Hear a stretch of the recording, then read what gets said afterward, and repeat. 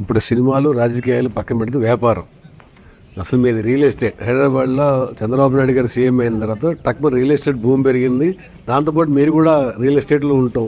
అంటే అప్పటికి ఇంకా రియల్ ఎస్టేట్ భూమి అయ్యేవి లేవండి నేను పెట్టేటప్పటికి.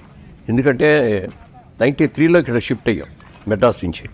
వచ్చిన తర్వాత అప్పటికి నేను ఇక హీరో వేయను అని చెప్పి నాకు నేనే అనౌన్స్మెంట్ ఇచ్చాను. అంటే అప్పటికే నాకు 55 ఏళ్ళు అన్నీ వచ్చేసి ఇంకేయకూడదు, జనం చేయాల తర్వాత మనం ఉండకూడదు అప్పుడు దాకా అని చెప్పి నేను అనౌన్స్ చేశాను. క్యారెక్టర్ రోల్స్ చేద్దాం అనుకున్నాను. క్యారెక్టర్ రోల్స్ 4 సినిమాలు వచ్చి చేస్తే హీరో అన్నయ్యలాగా ఉన్నాడు కానీ హీరో నాన్నలాగా లేడు. అది కూడా నా పర్సనాలిటీ నాకే డిసడ్వాంటేజ్ అయ్యింది. ఇక దీన్నే నమ్ముకుంటే మనకి ఎటా నవ్వలేము. ఏది చేయాలి అన్నప్పుడు సోమన్ బాబు గారు ఇచ్చిన ఐడియాలోంచి తీసుకొని రియల్ ఎస్టేట్ ప్రారంభించాను.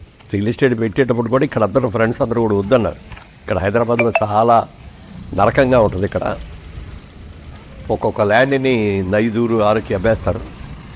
వద్దు, ఇదంటే మీరు వన్ సైడే చూస్తారు కాయిన్కి, నేను సెకండ్ సైడ్ చూస్తున్నాను. ప్రతి వ్యక్తి కూడా తనకంటూ ఒక సొంత ఇల్లు కావాలి అని కోరుకుంటాడు.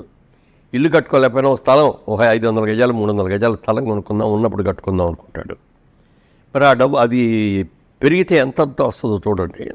నేను అది చూస్తున్నాను. నీతిగా చేస్తాను, నిజాయితీగా చేస్తాను, పర్ఫెక్ట్గా బిజినెస్ చేస్తాను. ఇందులో నాకు ఎంత లాభం వచ్చింది అనేది కాదు అని మొదలుపెట్టాం. అది సక్సెస్ఫుల్గా చాలా బాగా జరిగింది. అప్పటికి హైటెక్ సిటీ లేదు, ఏం లేదు అసలు. అంటే హైటెక్ సిటీ వచ్చిన తర్వాత భూమి మారింది, కలర్ మారింది. ఇప్పుడు మారింది కానీ మేము దానికి ముందే మొదలుపెట్టాం. 92లో మొదలుపెట్టాం మేము. 92లో మొదలుపెట్టి 99 Chandrababu Naidu second time CM అయ్యేసరికి అదే అప్పటికి ఐటీ పెరిగింది. ఐటీ పెరగటం, దాంతోపాటు ఈ శిల్పారామం పక్కన చేసాం ప్రాజెక్టు, రెండో ప్రాజెక్ట్ అది మాకు. అప్పుడు శిల్పారామం ఒక్కడే తప్పితే ఇక్కడ ఏమీ లేదు. ఈ రోడ్లో ఏమీ లేవు, రోడ్డు కూడా లేదు, కంకర రోడ్డు ఉండేది. ఇక్కిరిసాట వాళ్ళ కార్లు మాత్రం పొద్దున్నే 2 కార్లు ఇటు వెళ్ళి మళ్ళీ సాయంత్రం 2 కార్లు వచ్చేస్తాం తప్ప ఇంకా ఈ కారు కూడా ఇక్కడ పడింది. ఆ రోజుల్లో మేము తయారు కొని మేము అమ్మిందంతా